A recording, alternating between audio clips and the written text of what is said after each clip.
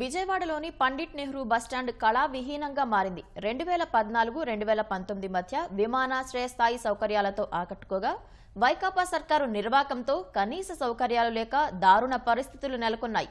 5 ఏళ్లుగా బస్టాండ్ నిర్వహణను గాలికి వదిలేయడంతో సమస్యలు తిష్టవేశాయి. ఫలితంగా ప్రయాణికులు తీవ్ర ఇబ్బందులు ఎదుర్కొంటున్నారు. ఆర్టీసీ బస్టాండ్లంటేనే అమ్మో అనే స్థాయి నుంచి ఆహా అనే స్థాయికి గతంలో తెలుగుదేశం ప్రభుత్వం తీసుకొచ్చింది. ముఖ్యంగా విజయవాడ బస్టాండ్ను సమూలంగా మార్చేసింది. సీఎం చంద్రబాబు ఆదేశాలతో కోట్ల రూపాయలు వెచ్చించి ఆధునికీకరించి 2016 జూన్ 2న ప్రారంభించారు. అప్పటి ఆర్టీసీ ఎండీ సాంబశివరావు ప్రత్యేక దృష్టి పెట్టి బెజవాడ బస్టాండ్ను సకల సౌకర్యాలతో విమానాశ్రయాల తరహాలో అభివృద్ధి చేశారు. కానీ వైకాపా అధికారంలోకి రావడంతోనే పీఎన్బీఎస్ కు గ్రహణం పట్టింది. 5 ఏళ్లలో బస్టాండ్ నిర్వహణను పూర్తిగా గాలికొదిలేసింది. కొత్త సదుపాయాల మాట దేవుడెరుగు, ఉన్న సౌకర్యాలను అటకెక్కించింది. గతమెంతో ఘనమన్నట్లు 2016 నాటికి నేటికి బెజవాడ బస్టాండ్ ఎలా ఉందో మీరే చూడండి.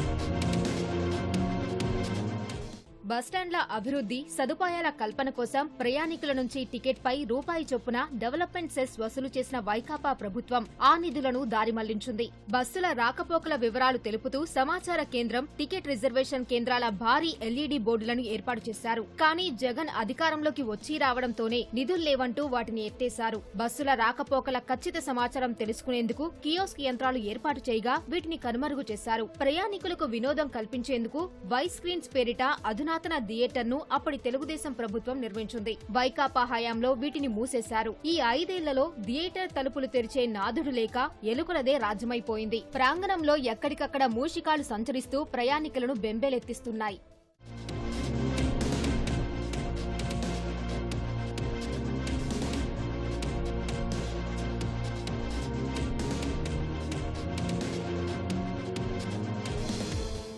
ఎలకల బస్ స్టాండ్లో బాగా విపరీతంగా ఉన్నాయండి. వాటి వల్ల ఏంటంటే కస్టమర్లు, మా డార్మెంట్కి వచ్చే కస్టమర్లు ఏళ్ళు కొరికి వాళ్ళు చాలా ఇబ్బంది పడుతున్నారు.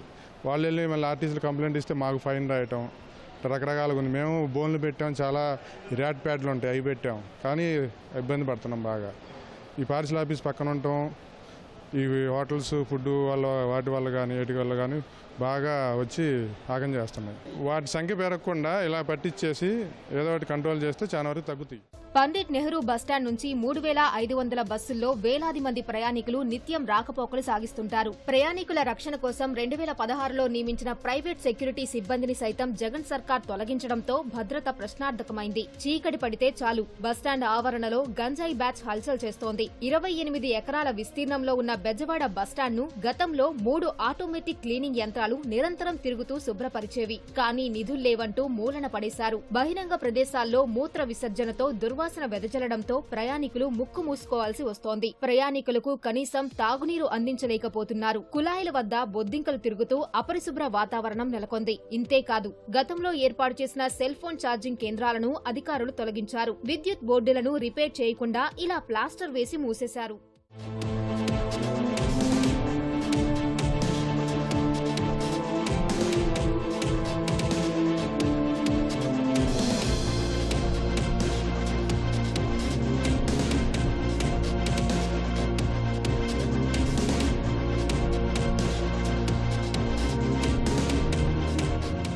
క్లీన్గా అయితే అసలు లేదు. మొత్తం అంతా మార్కులు అవన్నీ ఉన్నాయి. వాటర్ కూడా ఇంకొంచెం నీట్గా పెడితే బాగుండు, అంతా బాగా చేస్తే బాగుంటుంది. పాచిగా ఉన్నట్టుంది. మొత్తం అవి గుట్కా మార్కల్లాగా అలా అలా ఉన్నాయి. కొంచెం నీట్గా ఉంటే ఇంకా బెస్ట్, మంచిగా ఉంటుంది. ఇంకా బాగా చేయాలి, చేస్తేనే బాగుంటుంది. సదుపాయాలు లేక బస్టాండ్కు వచ్చేందుకు చాలా మంది ప్రయాణికులు వెనక్కి జంకుతున్నారు. కొత్త ప్రభుత్వమైన నిర్వహణ బాధ్యతను తీసుకుని బస్టాండ్కు పూర్వ వైభవం తెచ్చేలా తగిన చర్యలు తీసుకోవాలని కోరుతున్నారు. తమిళనాడు విరుదునగర్లోని బాణాసంచా కర్మాగారంలో పేలుడు సంభవించింది. ఈ ప్రమాదంలో 4 మృతి చెందగా 1కి గాయాలయ్యాయి. పేలుడు ధాటికి కర్మాగారంలోని 3 గదులు నేలమట్టమయ్యాయి. సమాచారం అందుకున్న అగ్నిమాపక సిబ్బంది హుటాహుటిన ఘటనా స్థలానికి చేరుకుని మంటలను అదుపులోకి తెచ్చాయి. క్షతగాత్రుడిని స్థానిక ప్రభుత్వ ఆసుపత్రికి తరలించారు. బాణాసంచా తయారీకి వినియోగించే ముడి రసాయన పదార్థాల కారణంగా ప్రమాదం సంభవించినట్లు సీనియర్ పోలీస్ అధికారి తెలిపారు. పేలుడు సంభవించిన సమయంలో కర్మాగారంలో 50 మంది కార్మికులు ఉన్నట్లు చెప్పారు.